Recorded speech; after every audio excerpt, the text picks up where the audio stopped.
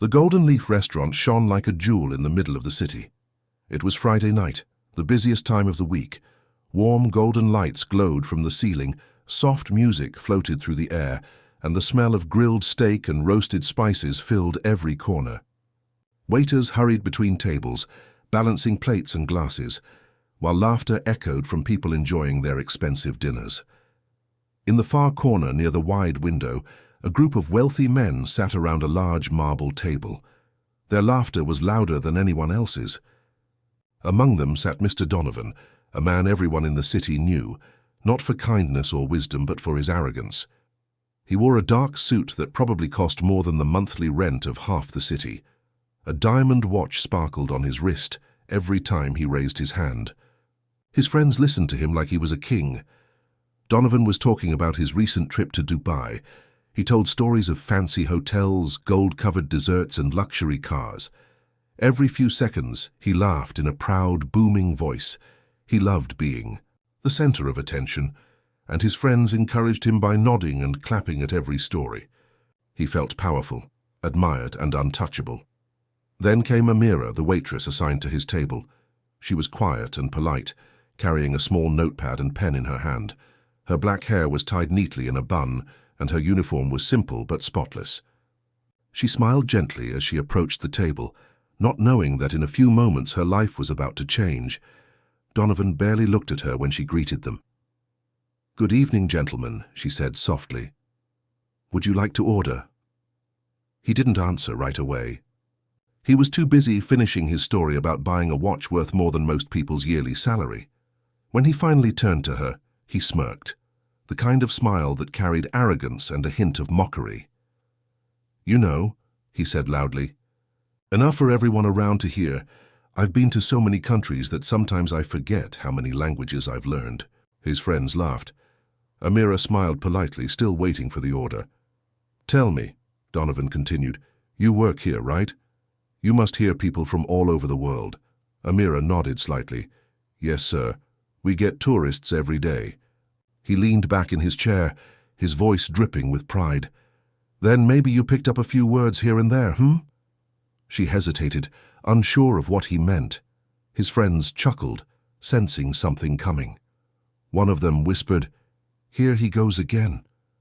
Donovan's smile widened. "Let's make this fun," he said. "If you can speak Arabic, I'll give you $1 million right now."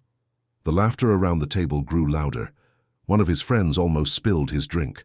The nearby diners turned their heads. The restaurant slowly went quiet. Forks stopped clinking, music faded in the background, and every pair of eyes shifted toward the scene at the corner table. Amira blinked. For a second, she thought she misheard him.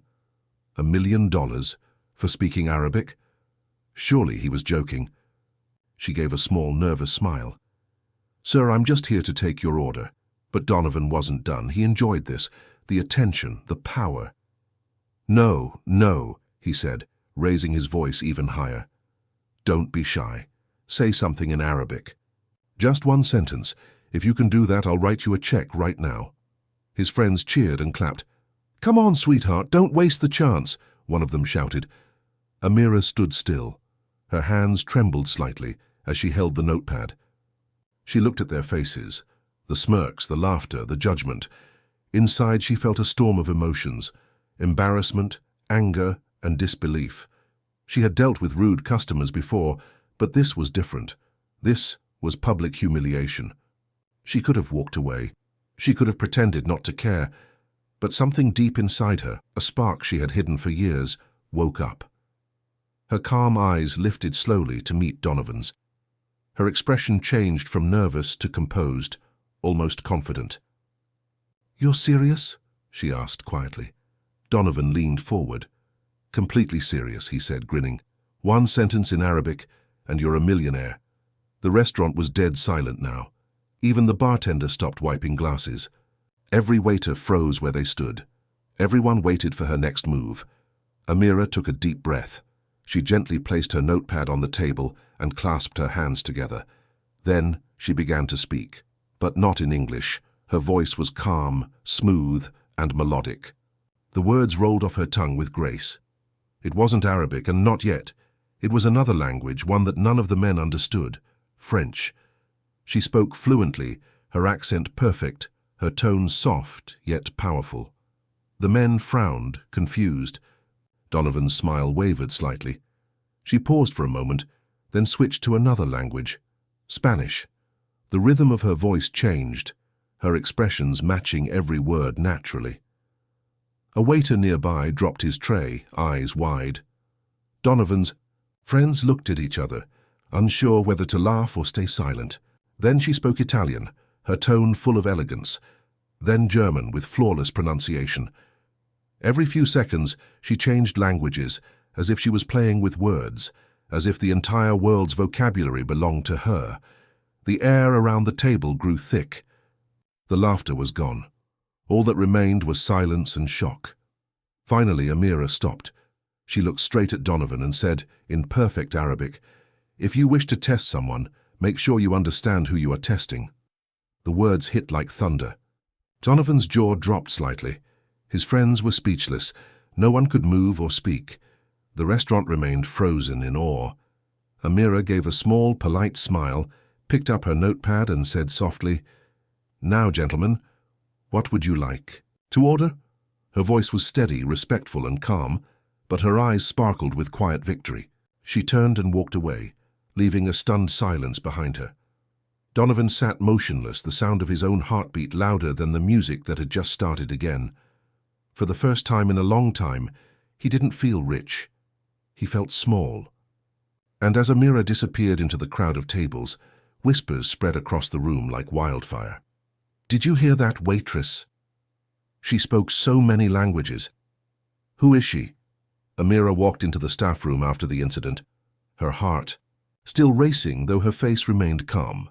She had learned long ago how to hide her feelings behind a quiet smile. Everyone in the restaurant was talking about what had just happened.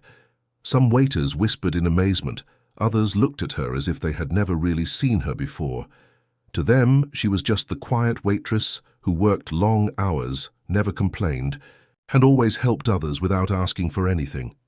But tonight, she had turned the entire place silent with her voice. While most people thought it was a random miracle, only Amira knew how many nights of struggle, hunger, and determination had built the woman who stood there today. She sat down, on a small wooden chair near her locker, took a deep breath and closed her eyes for a moment. Her hands were slightly trembling, not from fear but from the flood of memories that came rushing back. Years ago, before she started working at the Golden Leaf, Amira had dreamed of becoming a language teacher. She grew up in a poor neighborhood, with her younger brother Yusuf and their mother Layla. Their father had passed away when Amira was just 16, leaving behind nothing but debts and an old box of books. Those books became her world. They were written in different languages, English, French, Arabic, even German, and though she couldn't read most of them at first, she loved looking at the strange letters and wondering what stories they told. While other children played outside, Amira sat near the window, copying the shapes of foreign words into her notebook. Her mother used to smile and say, "You'll talk to the whole world one day." But then life changed. When her mother got sick, Amira had to drop out of college. She started working at small cafes and cleaning offices just to pay for medicine and Yusuf's school fees.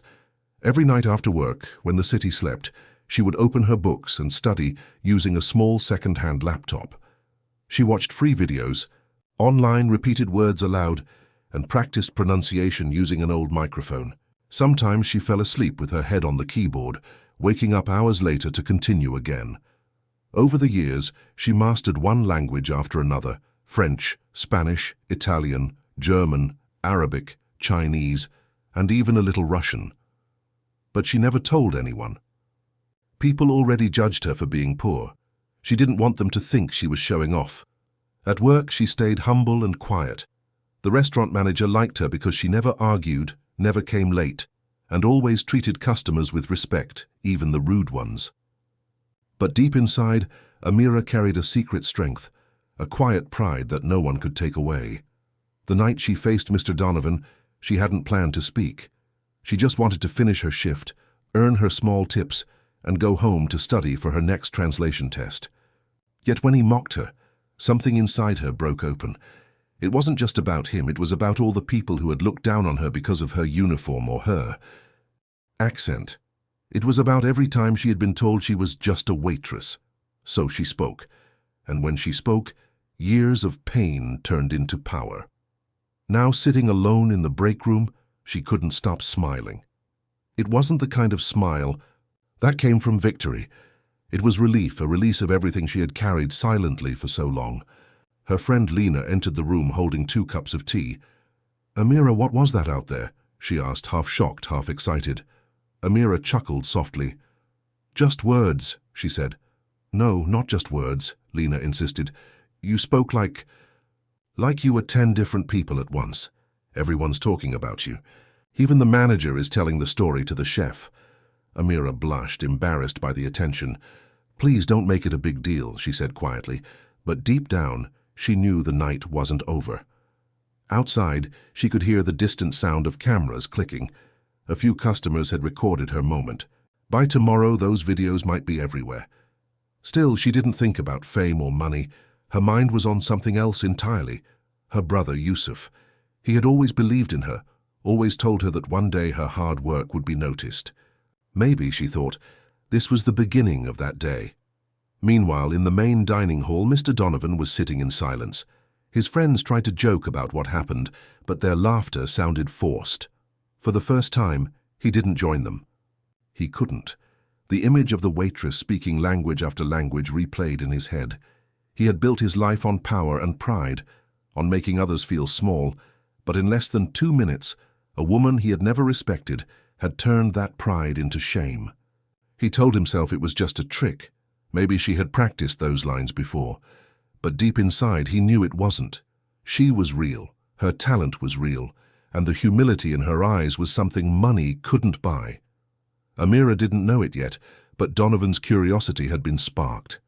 Later that night, after she finished her shift, she found a note left near her locker. "Waitress, impressive, let's talk. D." She stared at it for a long time, unsure whether to laugh or worry.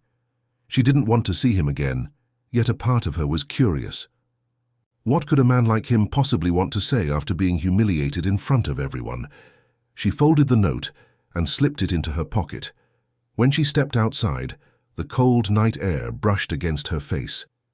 The streets were quiet, the city lights reflecting off wet pavement. She looked up at the sky and whispered softly, "Mama, maybe something is finally changing." She had no idea how true those words would become. The next evening, the Golden Leaf restaurant buzzed with more energy than usual. People were whispering, pointing and sneaking glances toward Amira as she quietly moved between tables. The video from last night had already started spreading online. Someone had posted it on social media with the caption, "Waitress shocks millionaire with her language skills." And within hours, it had thousands of views. Amira didn't even... No. She had left her phone in her locker and focused on her work as always. She wanted things to go back to normal, but deep down she knew life was already changing. When she went to serve table 9, her heart skipped a beat. Sitting there again was Mr. Donovan, the same man who had mocked her the night before. But this time, he was alone. No loud laughter, no group of friends, no arrogant stories about luxury. Just him, sitting quietly with a cup of black coffee, staring out the window. Amira hesitated for a moment, unsure whether to approach. Then she took a breath and walked over, keeping her tone polite. "Good evening, sir," she said softly. "Would you like to order something else?" Donovan looked up slowly. His expression was unreadable, not angry but thoughtful, as if he had spent the entire night thinking about what happened. "So you came back to work," he said finally. His voice was calm, almost too calm. "Of course," she replied. "It's my job." He gave a faint smile. "Most people would have quit after embarrassing someone like me." She blinked, unsure how to respond. "I didn't embarrass you, sir. I just answered your challenge." His smile faded slightly, replaced by something closer to respect. "You did," he said. "More than I expected." For a moment there was silence between them, the air thick with tension. Then Donovan leaned forward. "Tell me, Amira, how many languages do you actually speak?" She hesitated, not sure if she should answer. 10, she said finally. Fluently? He asked. Yes, she said quietly. Fluently. Donovan's eyes narrowed, but there was no mockery in them now, only curiosity. That's impressive, he said. But tell me, why waste such a gift here serving food? His tone wasn't insulting, just blunt. Amira looked down at her tray. Because life doesn't always let us choose where to begin. Her words hit him harder than she realized. He leaned back, watching her closely, as if trying to understand her. You know, he said after a pause, people think I'm arrogant. Maybe they're right. I've worked hard to become who I am, but I've also stopped listening to others along the way. Last night when you spoke all those languages, I realized something. I realized how small I've been living. Amira didn't know what to say. She wasn't used to hearing sincerity in his voice. Sir, I didn't mean to make you feel small, she said softly. I just wanted you to know that everyone has something special, even people you think don't. Donovan nodded slowly. You're right, he said. Then his expression changed slightly, the hint of his old playful arrogance returning. Still, I'm not done testing you. Amira frowned in confusion. Testing me? He smirked. Yes, you see, last night I challenged you for fun. Today I challenge you for real. He pulled a business card from his pocket and placed it on the table. My company has clients from all over the world. We need translators. If you can translate 5 documents for me in 5 different languages without a single mistake, I'll hire you, and I'll pay you 100 times your current salary. Amira blinked in shock. 100 times, she repeated. He nodded. And if you fail, he added with a grin, you'll serve my table for free for 1 whole month. She stared at him, unsure if this was another one of his games. Why would you do this? She asked finally. Because, he said, I want to see if you're as brilliant as you looked last night. And because, his voice lowered slightly, I owe you a fair chance, one that doesn't start with mockery. Amira looked down at the business card. It had his name, Donovan Sterling, and the logo of his international trading company. She felt a wave of nervous excitement. This could change her life. But she also knew men like him didn't play fair. Still, she met his gaze and said calmly, Fine, I accept your challenge. Donovan's grin widened. Good, he said. I'll send the documents tomorrow. Let's see what you're truly capable of. When she walked away, her heart pounded in her chest. Part of her was scared. What if she failed? But another part of her felt alive. For the first time, someone powerful had seen her potential, even if it started with arrogance. The night went on, but both of them kept thinking about each other's words. Donovan stayed longer than usual, sipping his coffee slowly, lost in thought. He had never met anyone like her. There was something about her voice, her confidence, her grace, that unsettled him in ways he didn't understand. He wasn't used to being challenged, especially by someone who had every reason to stay silent. When he finally left, he glanced back one last time. Amira was wiping a nearby table, her expression calm and focused, as if nothing unusual had happened. But deep inside, both of them knew something big had begun. Later that night, Amira told her brother Yusuf about the challenge. He was overjoyed. This is your chance, Amira, he said, but she shook her head. It's more than a chance, she whispered. It's a test of who I am. She didn't realize that this test would not only prove her talent, but also change her destiny forever. The next morning, Amira woke up before sunrise. The city outside her small apartment was still quiet, and a thin layer of fog covered the streets. She made tea and sat by the window, her laptop open in front of her. True to his word, Mr. Donovan had already sent the documents. 5 files, each written in a different language: French, Spanish, Arabic, German, and Chinese. For a moment she just stared at the screen, her heart thumping fast. She knew this was more than a translation test. It was another kind of challenge, one that could either lift her out of her old life or throw her back into it. Taking a deep breath, she opened the first file. Hours passed, the sunlight slowly filling the small room. Her brother Yusuf watched her silently from the couch, amazed at how focused she looked. She worked without stopping, only pausing to sip her tea or stretch her fingers.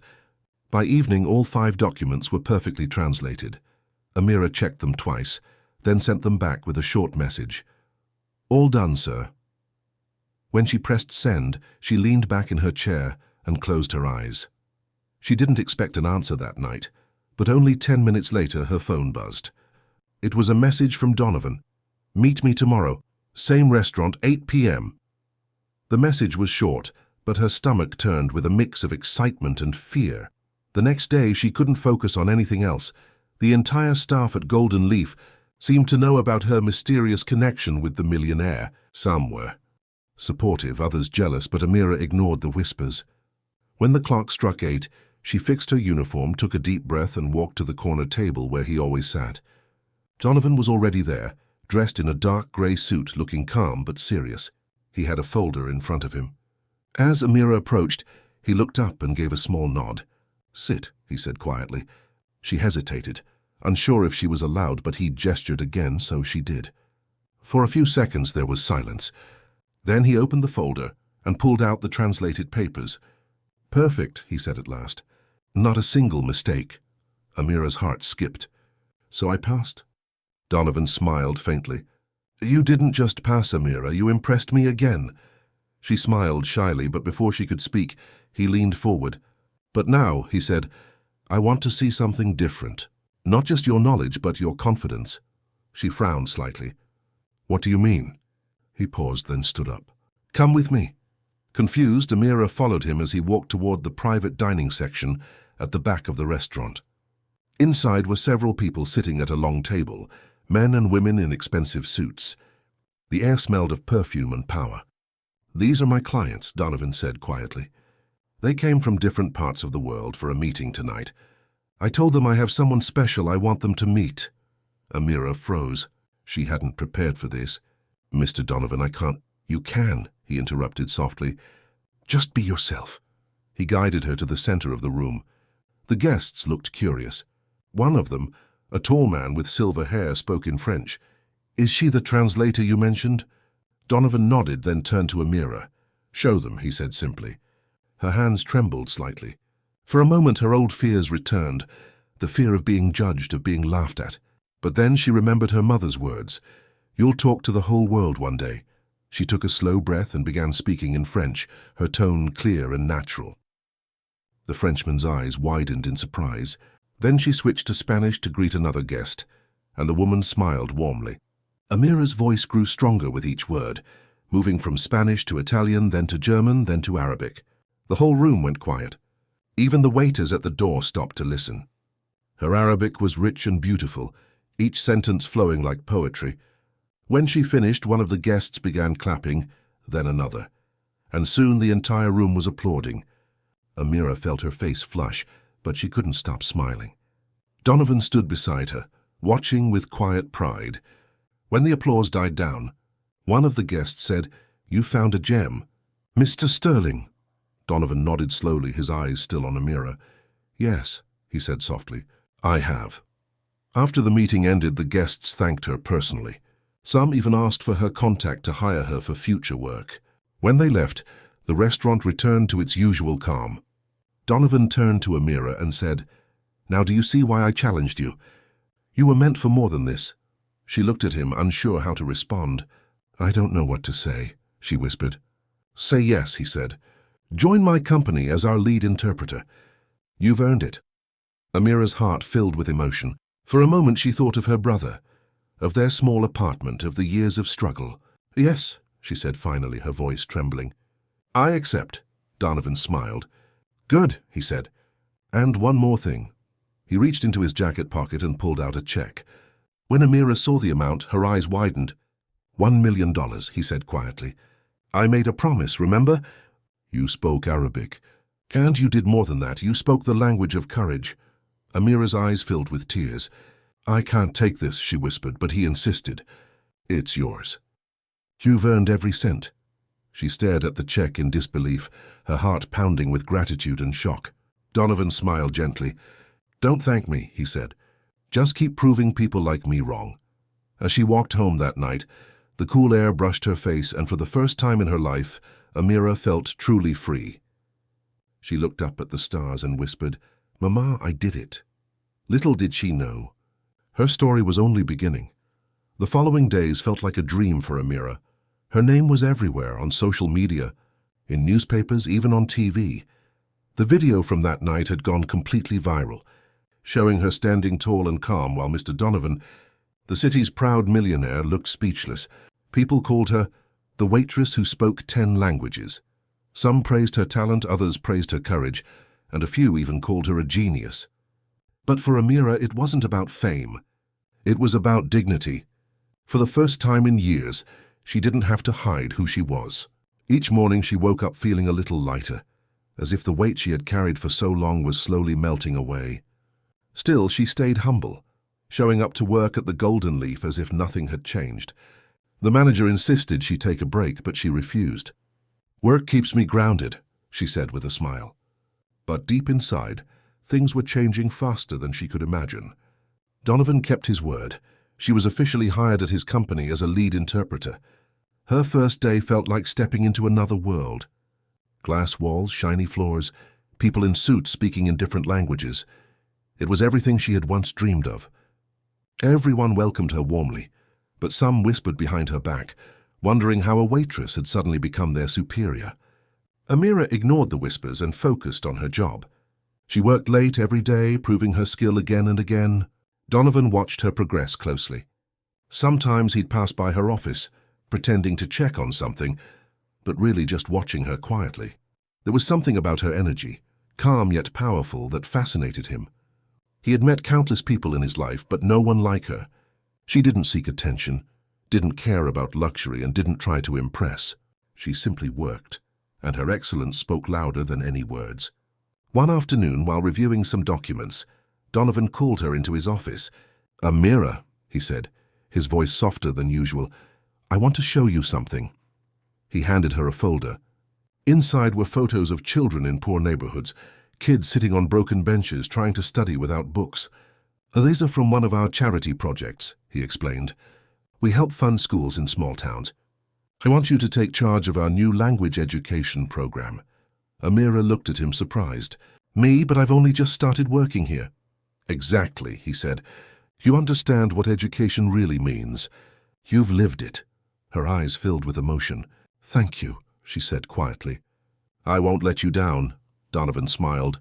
"I know." Over the next few weeks, they worked together closely.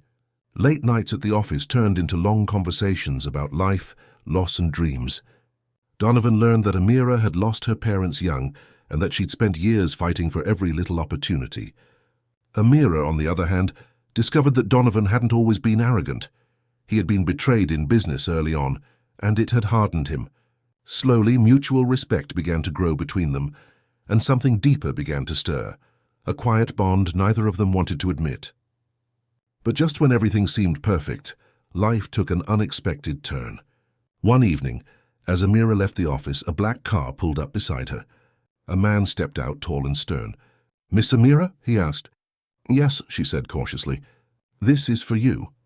He handed her an envelope and walked away before she could ask anything. Inside the envelope was a short letter, unsigned. "Be careful who you trust.